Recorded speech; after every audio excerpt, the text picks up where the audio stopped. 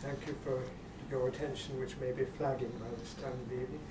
This is where we're working up there near Mazar-e Sharif, in the north of the Hindu Kush. We have been working in Uzbekistan to the north of that, providing trainings in newborn care.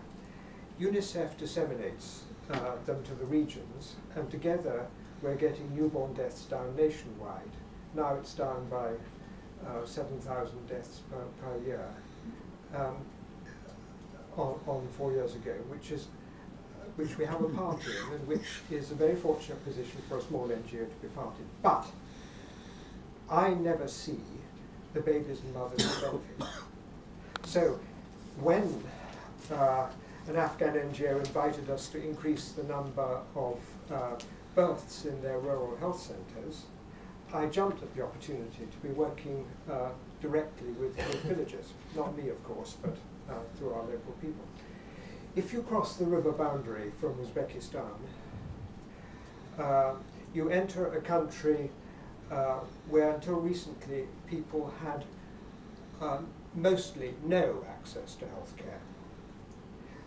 You know, war for 30 years. Our project started in 10 villages a year ago. Then maternal mortality in Afghanistan was the second highest in the world. Now it's the highest. Many factors contribute: malnutrition, anemia, but mostly lack of transport from remote villages. Here is an 8-month-old pregnant woman with antenatal bleeding, having to walk to the road for our vehicle to pick her up. You can see her husband as a shadowy figure on her left. This woman with abdominal pain is also having to walk to the road to get picked up. Afghanistan has taught me the value of working out solutions with the people who benefit.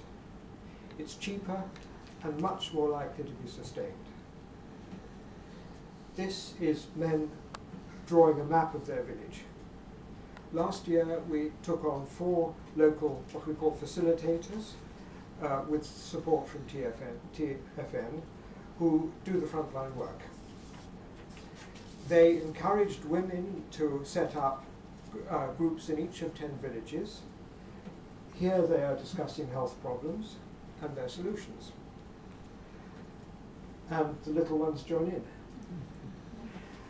Our facilitators could not get to the villages in the winter, and that's why. That's the main road. And by the way, this is our local administrator, Hussein Ali, who's a young Hazara doctor, and he's absolutely brilliant, absolutely committed. But the women kept on working all the winter. They make up clean birth kits from materials which Hussein Ali provides, because most of them will fail to get to the health centre and will give birth on the floor at home. And these reduce infection, and they make up baby blankets to reduce hypothermia, which is a major killer of newborn babies.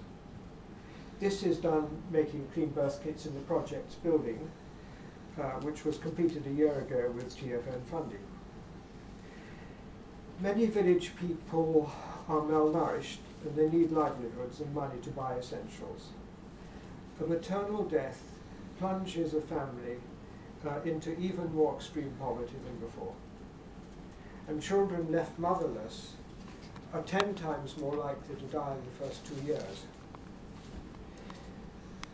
So we are getting into areas which we are not familiar with.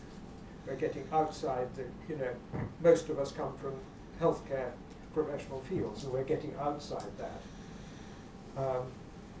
That's our building. I don't know how that turned up. This is the only well in the district, which is a district of about 60 villages. And this is the only source of drinking water for one village last August. By August, it's like that. But there is plenty of water in the spring. It just runs off, taking the soil with it. and that is the main road into the district. Last March, and we couldn't get in. So we need to work with villagers to collect water, and with advice from WaterAid, we will be helping them to harvest it from roofs. And we will be working with them to develop handicrafts. This year we will be working more with men, who must not be left out, with much help, mostly from Transaid in London. We're devising low-cost transport to get women to the road, and for that we rely on men. The project's building, last slide, will be used as a waiting centre for women too far from the health centre. In April, Hussein Ali met a man on a donkey who had lost his wife 2 years ago. Men get a bad press in Afghanistan, of course. This man said, "If I tell you the story of my wife's death, you will all be in tears. The snow was a metre deep. There was no transport." He was crying and couldn't speak anymore. Last year, our facilitators asked about births and deaths in the first 10 villages during the 2 years before the project. That's our baseline data. You can ask me about this. Can I just move to a goodbye?